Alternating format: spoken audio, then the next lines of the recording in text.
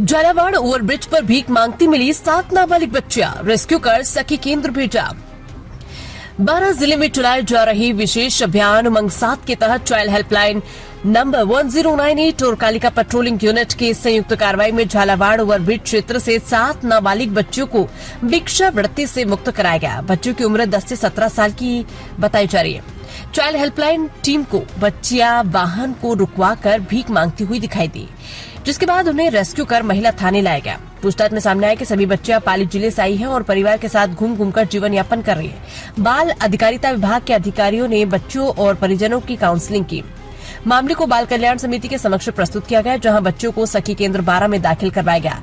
साथ ही परिजनों से शपथ पत्र लिया गया कि भविष्य में बच्चों से भीख नहीं मंगवाई जाएगी और न ही बाल श्रम करवाया जाएगा।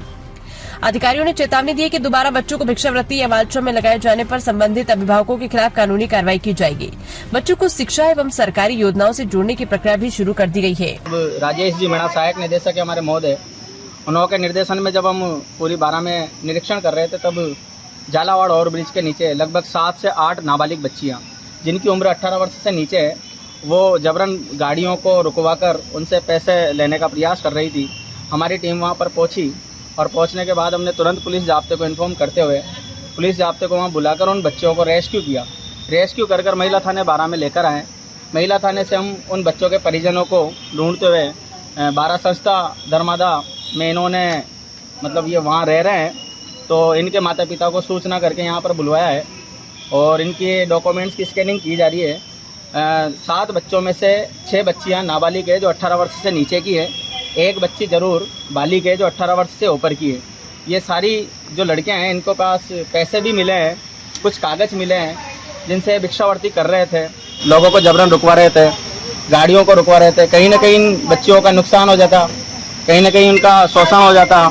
इसलिए हमारी 1098 की टीम ने पूरे 7 बच्चियों को रेस्क्यू कर महिला थाने में इनको अभी फिलहाल रखा हुआ है।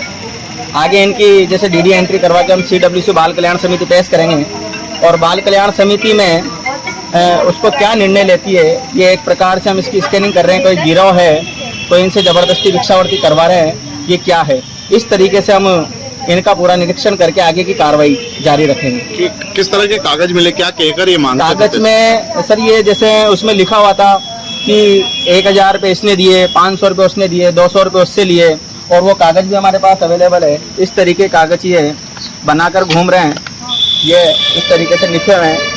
इन बच्चियों को हमने पकड़ा है और हम इनकी सुरक्षा के लिए इनके साथ कोई ज्यादती न हो, इनका कहीं शोषण न हो जाए। ये 7-8 बच्चियां बिना परिवार के घूम रही थी। कहने का मतलब इनके परिजन भी इनके साथ नहीं थे और सारी ही नाबालिग है।